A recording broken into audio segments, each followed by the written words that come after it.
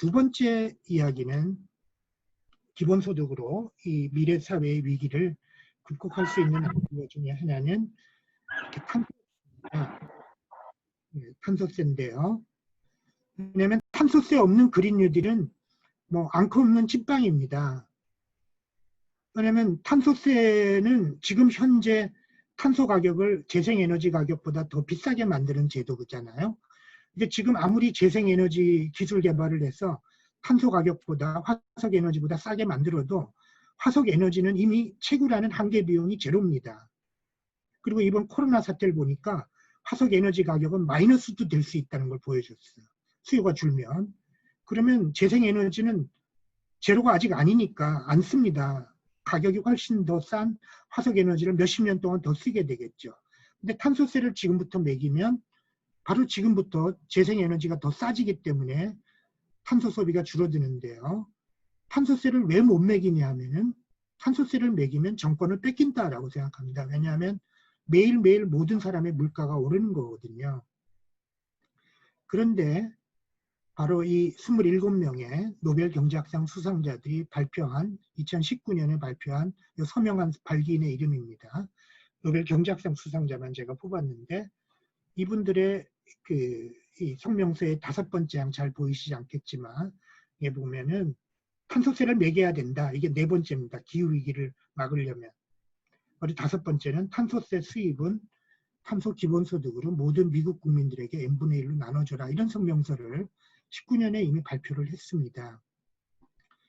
그렇게 하면 이 기후재난을 막을 수 있다라는 이분들의 제안이죠. 그리고 그렇게 하면 정치적 저항도 없어진다. 왜냐하면 돈 받는 게 약간 많거든요. 대부분의 사람들은 저소득층들은 중산층과. 그러면 이런 제도가 있는데 이 제도도 탄소 기본소득을 나눠준다라는 개념만 이렇게 좀 여유 있게 생각을 해주면 탄소세를 얼마든지 용감하게 지금부터 매길 수 있는 거죠. 그런데 기본소득은 절대 안 돼. 이런 선입관을 갖고 있으면 탄소세를 못 매기죠. 정권 뺏기려고 생각하지 않는다. 그래서 이 탄소세도 지금 사실은 저는 이번에도 강의를 할 때 아까 그 조 박사님 이렇게 생태하신 분 말씀처럼 아이들한테 그랬습니다. 2050년이 되면 지구가 이제는 점점 옛날에는 2100년이었는데 지금은 많은 학자들이 2050년이 되면 티핑 포인트를 넘는다라고 말을 한다. 그러면 2050년이 되면 탄소를 이대로 쓰다가는 지구에서 아무도 살 수 없다는 뜻이 되는데 아주 소수만 어떻게 얼음 동굴 속에서 살아남을지 모르죠. 그렇게 되면 너희들은 내 강의를 듣는 너희들은 30년이 2050년이 되면 아직 너희 수명의 반밖에 못 산 나이다. 미안하지만 너희들은 수명대로 다 못 살 거다. 이제 이런 식으로 어떤 이야기를 했는데 이렇게 바로 이 막을 수 있는 일을 눈앞에 두고 우리가 이런 간단한 이렇게 아이디어들을 수용하지 못함으로써 생기는 지구적인 비극이다. 저는 그렇게 생각을 합니다. 나머지로 좀 더 넘어가서요. 이 사실은 제가 최근에 다시 조사한 자료입니다만 시간이 조금 20분보다는 조금 더 넘어가겠습니다. 가령 이런 질문을 던졌죠. 예, 이런 질문을 던졌습니다. 예를 들면 뭐 그냥 질문보다도 좀 넘어가겠습니다. 질문은 이런 거죠. 만약 24조 원이 있다면 24조 원이 있다면 그것을 모든 국민에게 이렇게 기본소득으로 나눠주면 한 달에 5만 원밖에 못 나눠준다. 그런데 실업자가 매년 200만 명 정도 생기는데 200만 명의 실업자에게 나눠주면 매달 100만 원씩 나눠줄 수 있다. 1년에 1200만 원을. 그리고 그것이 훨씬 더 정의로운 체제다. 이제 이런 이렇게 기본소득에 대한 비판이 있었습니다. 그래서 기본소득 때 전국민 고용보험 이런 대립구도를 만든 정치적인 멘트였죠. 프레임이었죠. 근데 그 프레임을 조금 더 들여다보면 사실은 이제 전국민 고용보험과 기본소득은 전혀 다른 정책입니다.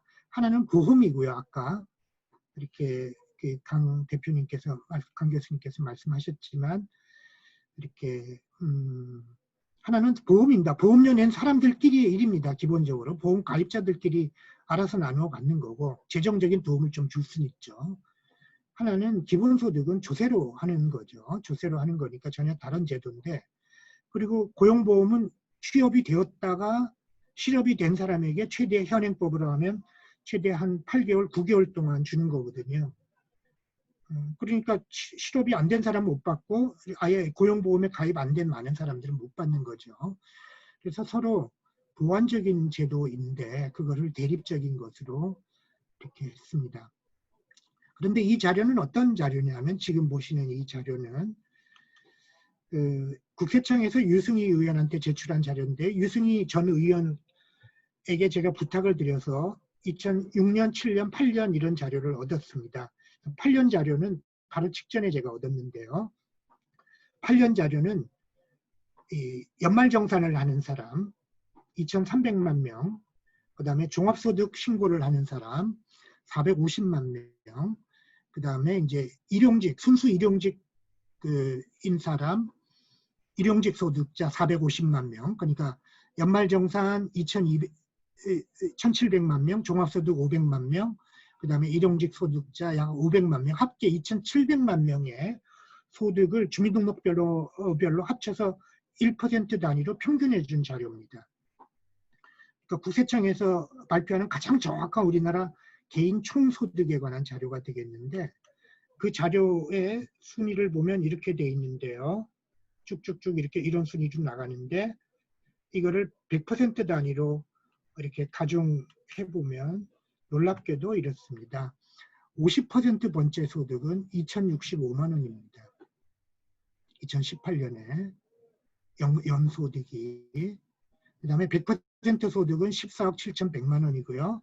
99.9% 0.1%다. 요 구간에 소득은 99.9%는 4억 9,600만 원이니까 여기서도 0.1% 단위에서 팍 뜁니다. 소득도. 50% 단위가 2천만 원이고요. 예를 들어 30% 하위 30% 사람들까지 918만 원입니다.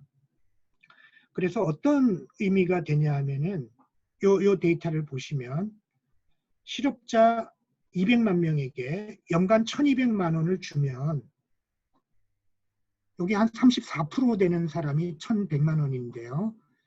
34%까지 일한 사람의 소득보다 역전됩니다. 그러니까 일 안 하는 실업자가 일한 사람 34%의 소득보다 더 많은 소득이 되는 거죠. 소득 역전이 일어납니다.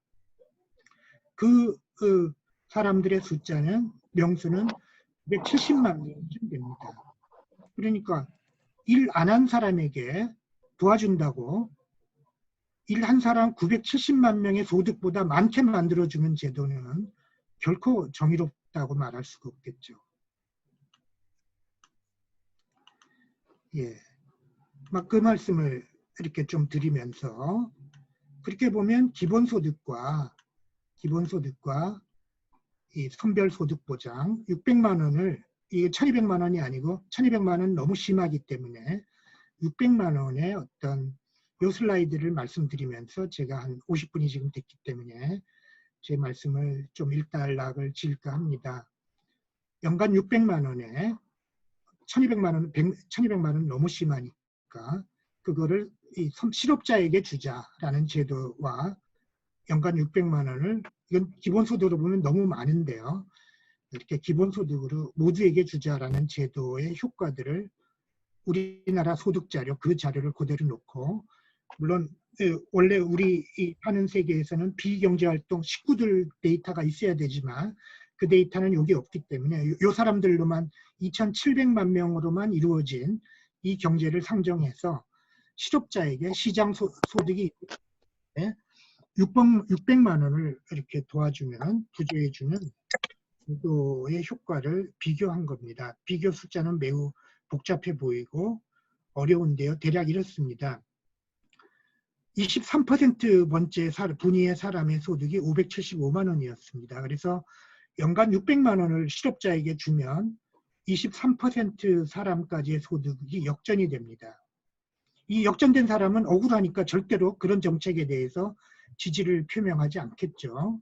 물론 24%도 보면 625만 원이거든요. 그러니까